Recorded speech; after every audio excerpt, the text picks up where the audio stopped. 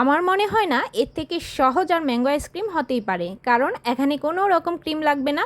শুধুমাত্র কয়েকটা স্টেপ একটু ফলো করলেই ইজিলি আইসক্রিমটা আপনিও ঘরে অনায়াসে বানিয়ে নিতে পারবেন। আর খেতে কিন্তু ভীষণ মজার। Hello everyone, welcome to Madhab cooking world. আমার আজকের রেসিপি পাকা আমের আইসক্রিম। আর গরমের জন্য তো এটা একদম পারফেক্ট একটা রেসিপি। চ্যানেলে যদি নতুন হয়ে থাকেন তাহলে অবশ্যই চ্যানেলটি সাবস্ক্রাইব করে রাখার অনুরোধ রইল।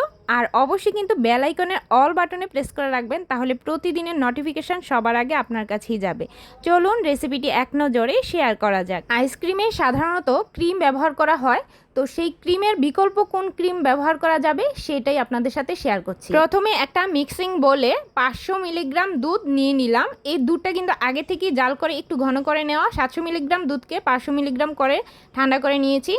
আর হাফ কাপ পরিমাণে এখানে দিয়ে দিলাম কর্নফ্লাওয়ার, আর স্বাদ মতো কিছুটা চিনি দিয়ে দিলাম। চিনিটা আসলে আপনাদের ব্যালেন্স অনুযায়ী আপনারা দিয়ে দিবেন। 2 টেবিল চামচ কাস্টার্ড পাউডার দিয়েছি, এটা ঘরে তৈরি করা, কিছুদিন আগেই আমার চ্যানেলে আপলোড করা হয়েছে, চাইলে সেখান থেকে দেখে নিতে পারেন। তো ঠান্ডা অবস্থায় সবগুলো মিশ্রণ খুব ভালোভাবে মিশিয়ে নিয়েছি। আর মিশিয়ে নেওয়ার পর সরাসরি চুলায় বসিয়ে দিলাম। এবার মিডিয়াম আঁচে একটু অনবরত নেড়ে চেড়ে ভালোভাবে জাল করে নিতে হবে।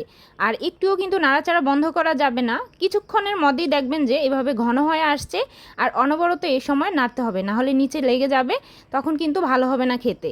তো দেখুন ঘনত্বটা ঠিক এরকম হবে। এটা কিন্তু ঠান্ডা হয়ে যাওয়ার পর আরেকটু ঘন হয়ে যাবে, তাই এরকম লিকুইড থাকা অবস্থায় নামিয়ে নিতে হবে।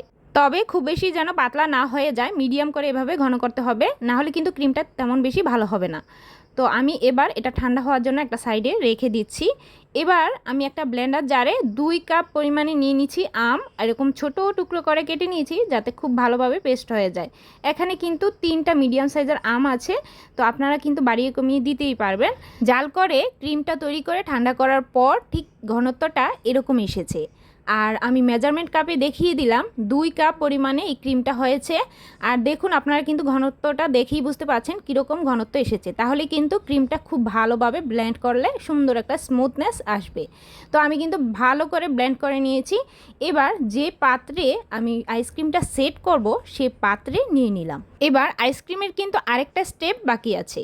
এই আইসক্রিমটা এখনই তৈরি হয়ে যায়নি, এটা আমি সারা রাতের জন্য ফ্রিজে রেখে ভালো করে জমাট করে নিব, মানে একদম বরফনেস করে নিব। তার আগে এর উপর দিয়ে কিছুটা বাদাম কুচি ছড়িয়ে দিচ্ছি। এটা আপনাদের পছন্দ অনুযায়ী আপনারা বাদাম ছড়িয়ে দিতে পারেন। তো আমি সারা রাত পর আমি ফ্রিজ থেকে বের করে নিলাম, আর দেখুন একদম বরফ হয়ে গেছে।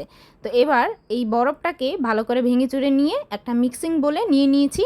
এবার একটা হ্যান্ড বিটারের সাহায্যে খুব ভালোভাবে 10 থেকে 15 মিনিট সময় নিয়ে একদম ক্রিমি ভাব করে নিব। আর দেখুন একদম ফেনা ফেনা হয়ে গেছে, মানে ক্রিম ভাব চলে এসেছে। আপনারা দেখেই বুঝতে পারছেন কতটা ক্রিমি ভাব হয়েছে।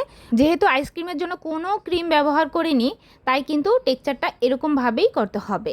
তো এই স্টেপটা খুবই জরুরি, অবশ্যই এটা ফলো করবেন। তো আমি কিন্তু আবারও ঠিক সারা রাত ফ্রিজে রেখে এবার নামিয়ে নিচ্ছি। এবার পরিবেশনের জন্য আইসক্রিমটা একদম পারফেক্টভাবে রেডি। আর এরকম সহজ সহজ সব রেসিপিগুলো দেখতে অবশ্যই আমার চ্যানেলটি ঘুরে আসতে পারেন।